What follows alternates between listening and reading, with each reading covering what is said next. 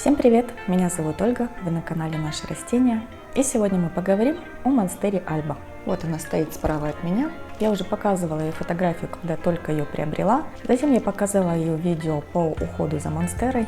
И вот сейчас, спустя практически год, я решила вновь вам ее показать. Давайте начнем с варигантности. От чего она зависит? Уже не первый год наблюдаю за варигантными растениями, за монстерой, за филодендроном, за другими. Из своих наблюдений могу сделать вывод, что нет такого фактора, который бы на нее повлиял.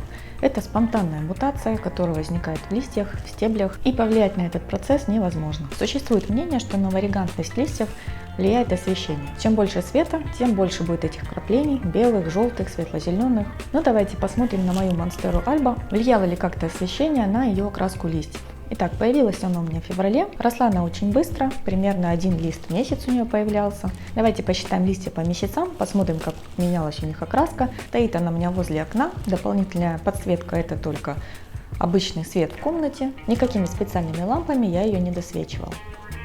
Ну вот это где-то март-апрель, май, июнь,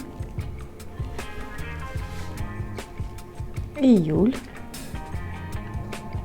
август, сентябрь, октябрь, ноябрь и декабрь.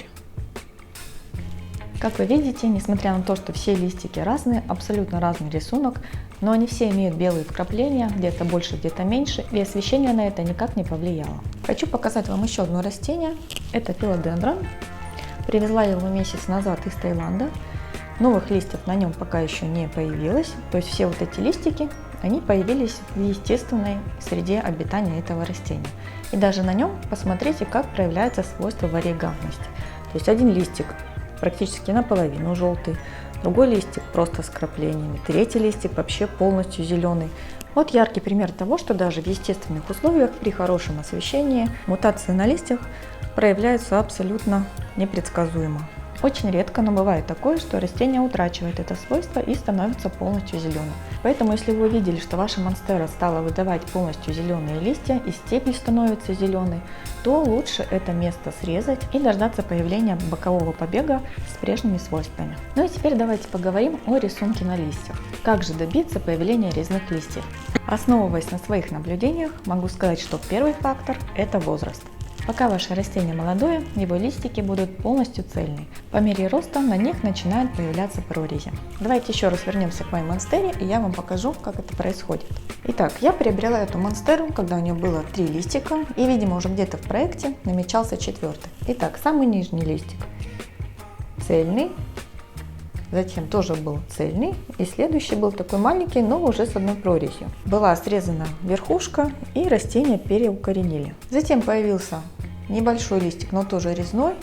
Следующий опять цельный, цельный, затем был с прорезью, снова 2 цельных. И получается, после того, как мы сделали новое растение, укоренили его, только начиная с 6-го листа монстера начала рвать листья уже стабильно. Этот листик с одной прорезью, следующий с одной, и вот в декабре уже последний вышел 4 прорези. Далее уже будут выходить только рваные листья, цельные листья все останутся внизу. Это растение было изначально молодое, с цельными листьями, поэтому пришлось вот подождать еще несколько листов, чтобы они начали рваться. Если же вы возьмете верхушку уже взрослого растения, листья которого уже полноценно стали резными, то, конечно, новые листики будут уже появляться резными. Для примера у меня вот тут стоит монстера тайское созвездие. Здесь укоренили верхушку, листья которые были не только с прорезями, но и с дырочками посерединке. Поэтому вот ее новые листики, конечно, уже выходят и большие, и с прорезями. И второй фактор, который влияет на рисунок листьев, плавно вытекает из первого, это тоже возраст, но возраст материнского растения.